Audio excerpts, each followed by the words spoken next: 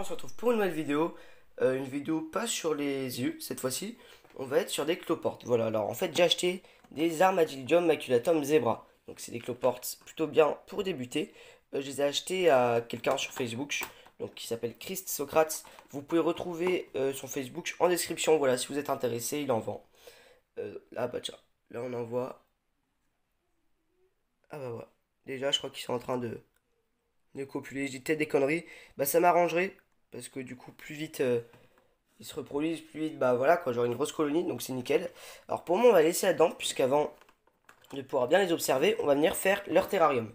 Pour ça, on va venir leur mettre une boîte pas trop grande, pas trop petite, pardon. Pas trop grande, parce qu'en fait, il faut qu'ils puissent se rencontrer pour pouvoir copuler et faire des gosses. Mais pas trop petite, parce qu'il faut pas les séquestrer non plus. Donc cette-ci, elle est pas mal. Et au niveau du substrat, vous allez mettre à peu près 50-50, donc à peu près 50% de feuilles de chêne en poudre ou quoi, et 50% d'humus d'arbre, ou moins ou plus, voilà, ça dépend de l'espèce en partie. Donc moi j'ai fait à peu près ça, donc j'ai passé à la passoire pour un truc assez fin, pour pouvoir les voir en fait, parce que sinon ils vont se cacher sous les feuilles et tout. Bon voilà, je pensais pas, mais au final, j'ai tout mis. Alors on parlera de l'alimentation juste après. Avant on fait ça. Alors en plus de ça, il va vous falloir de la sphène. La sphène, pourquoi? Ça garde un point d'humidité. Et en fait pour les cloportes, il faut pas comment dire, humidifier tout le substrat. Il faut seulement humidifier une partie. Et cette partie sera celle dans laquelle il y aura de la sphène. Pourquoi de la sphène? Parce qu'en fait, là je crois que c'est marqué sur la boîte, je crois. Mais son pH, son pH naturel acide est de 5,5. Donc ça protège de la moisissure, des maladies et des parasites. Donc c'est nickel. Vous pouvez aussi prendre de la mousse, mais apparemment c'est un petit peu moins bien. Déjà parce que vous pouvez effectivement avoir des parasites et tout ça, alors que sur un sphène, il n'y en a pas. Donc vous pouvez en acheter en général dans les animaleries, il y en a assez souvent. Moi c'est ce que j'ai fait. Du coup, la première fois que vous allez avoir votre sphène, vous pourrez la passer dans l'eau. Un bon coup, vous la passez dans l'eau, vous l'essorez et vous l'installez. Du coup, c'est ce que je vais faire, on se retrouve juste après. Nickel. D'ailleurs, la sphène, vous pouvez aussi en trouver sur le site Isopod Mania si vous en trouvez pas dans une animalerie ou même si vous voulez directement commander sur Isopod Mania. Alors, donc là, la scène plutôt humide, nickel. Je vais venir la mettre dans un coin. Alors, on dit, ce qu'on m'a dit, c'est à peu près 1/5. Donc, c'est à peu près ça. Bon, on est un peu plus au-dessus d'1/5, on est plus sur un quart, je dirais. Mais bon, c'est nickel. Voilà. Donc là, on a notre point d'humidité. Hop là. Nickel. Voilà, donc elle est juste ça. On va venir ajouter 2-3 trucs. Alors déjà, il faut rajouter un apport en calcium. Donc pour le coup, on va mettre un oiseau sèche. Je vais mettre là par exemple. Tac. Hop là, nickel. On peut aussi venir mettre. Alors ça, on m'a dit que c'était vraiment pas du tout obligatoire. Mais on peut quand même le mettre si on veut. C'est un bout de charbon. Voilà, c'est un apport pareil en. Comment dire? En minéraux. En minéraux, oui, je crois que c'est ça qu'on dit. Voilà, donc je mets juste à côté. Nickel. Maintenant, il va falloir venir leur mettre à l'endroit pour pouvoir venir mettre de la nourriture, tout simplement. Alors, on m'a dit qu'une coquille d'œuf, c'était pas mal. Là, j'en ai pas sous la main. Donc, je vais prendre un coquillage que je vais venir caler là. Nickel.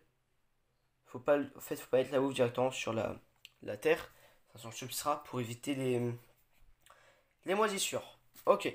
Maintenant, on va s'attaquer à la nourriture. Ah oui, pour qu'il se cache, je vais mettre un endroit où il y aura des feuilles. Mais du coup, ce sera les feuilles qu'il y aura avec les maculatum zebra, donc qui sont là-dedans.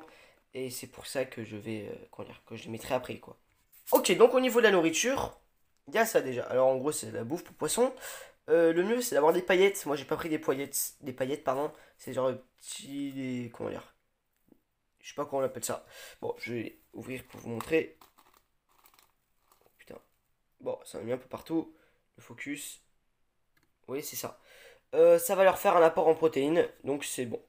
Hop là, on le bouge. Tac, nickel. Vous pouvez aussi leur mettre des gamars. Des gamars, pardon. Donc les gamars, en fait, pareil, focus, s'il vous plaît. Voilà, les gamars, c'est des petites crevettes séchées. Et pareil, ça leur fait un bon apport en protéines. Donc c'est bien. Vous pouvez leur mettre de la spiruline, si vous voulez. Donc c'est la genre de poudre. Voilà, c'est ça. Et vous pouvez aussi leur mettre des carottes déshydratées. Pareil, ça c'est plutôt bon pour eux. Voilà. là, on a une plutôt bonne alimentation.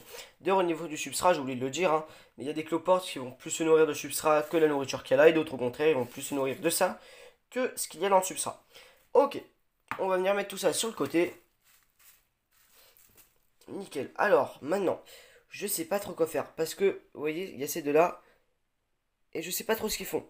Donc, je sais pas du tout, en fait, si je vais attendre qu'ils finissent leurs affaires, ou si je les mets directement maintenant. C'est pour ça que j'ai demandé des conseils justement à Chris Socrate. On se retrouve juste après. Tu m'as dit que c'était bon, on pouvait les mettre. De toute façon, si jamais ça les dérange trop, bah écoute, ils vont le refaire quoi, à un moment ou l'autre. J'ai mis trop de sphènes, il m'a dit.